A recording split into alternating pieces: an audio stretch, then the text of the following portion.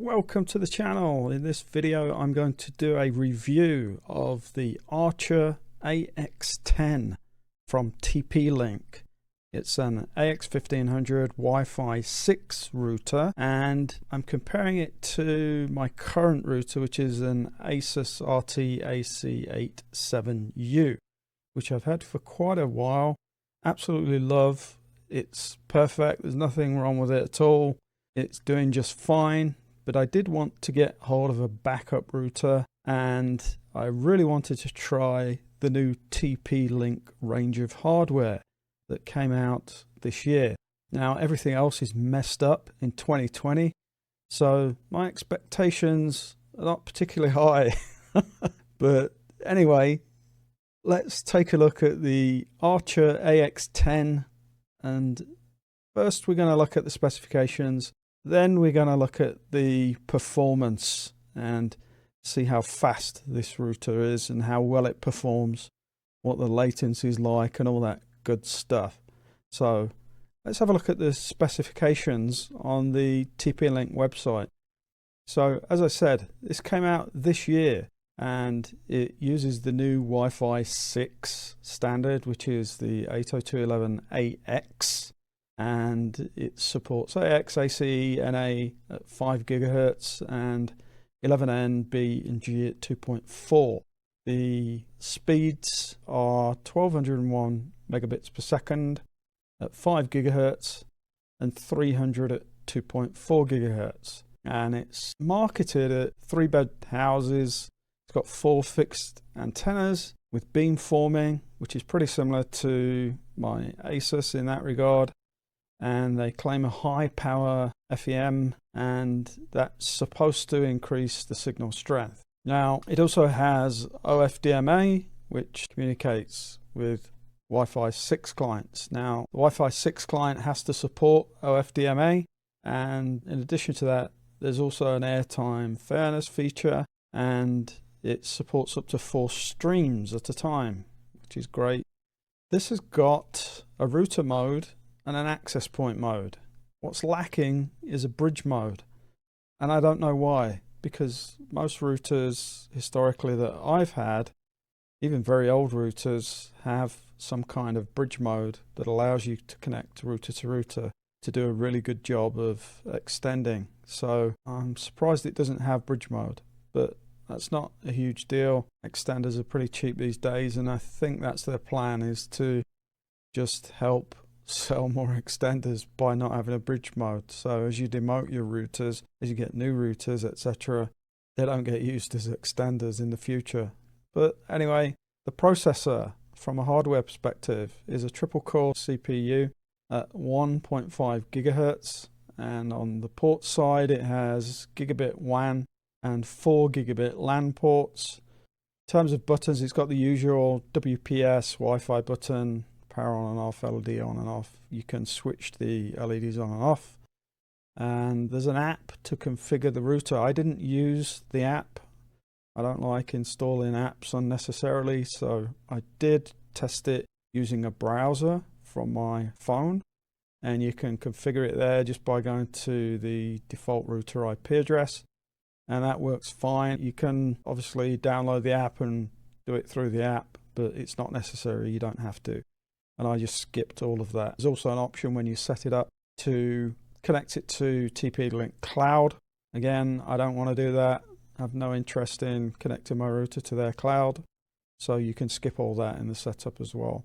It does have an SPI firewall and basic access control, IP and MAC binding.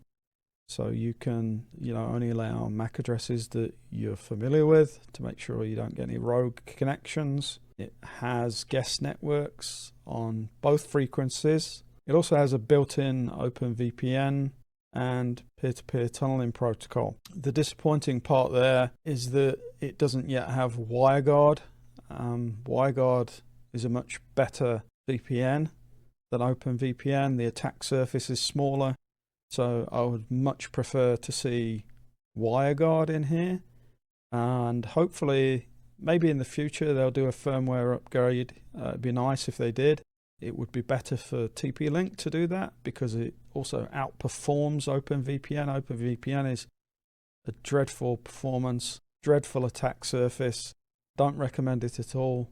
So hopefully in the future, TP-Link routers will have WiGuard. It's now in the Linux kernel. There's no excuse. So it does support IPv6 and 4 and the usual URL filtering and parental controls, time controls, and that's good because this is the low end of the range of the TP-Link AX routers. The firmware update automatically upgrades. That's good. Over-the-air firmware updates are always nice. Nothing is completely secure. Someone's going to discover a vulnerability at some point, and it's nice to know that the firmware gets upgraded automatically to the latest secure version.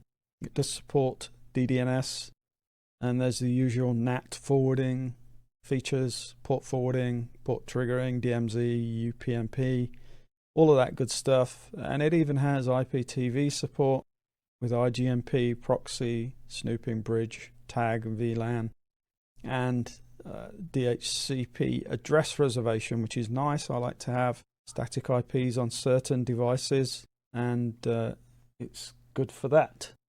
So yeah, for the lowest end router, the specifications, the features, they're pretty good. There's no super advanced security features, but honestly, you really don't need it. And on my Asus, I leave a lot of that stuff disabled and rely heavily on using Cloudflare's 1111 DNS service, because quite honestly, that's going to reject anything very quickly that's malicious that you're looking up on your browser. So I strongly recommend that when you do configure your routers, that you set the custom DNS. Don't use your cable provider's default DNS. Configure a 1111 as the primary DNS and 1001 as the secondary, and that will give you Cloudflare's much more secure DNS, and they are very quick to block malicious addresses and phishing attacks, and you're going to get an extra layer of protection that's good enough. It's as good as any of the Asus security features that are in there. It'll protect you to a higher degree on any modem, on any router, and I strongly recommend you do that. So now let's shoot over to the speed test. So let's run the Cloudflare speed test. I trust Cloudflare's speed test better than all the other junk that's out there. I'll put a link in the description below, but you basically go to speed.cloudflare.com and you'll get a very, very reliable speed test, and I recommend you use that instead of speedtest.net and all that other junk. I don't trust them, quite frankly. So go to speed.cloudflare.com to run your speed tests. So as you can see here, this is my service from my provider is 150 megabits per second and 15 up. So 150 down, 15 up. I'm getting 145 down here and exactly 15 up. So that's good. And the latency is very low and the jitter is very low. So that's very impressive.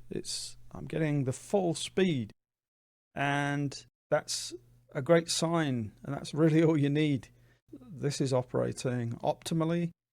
It's a very good result, and I'm incredibly impressed with the Archer AX10 from TP-Link. I think it's really good value. It's incredibly good value. So I picked mine up in the Black Friday sale.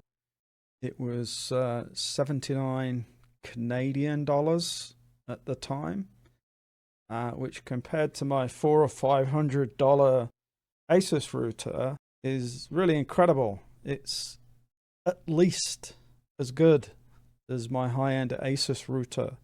So this is very impressive.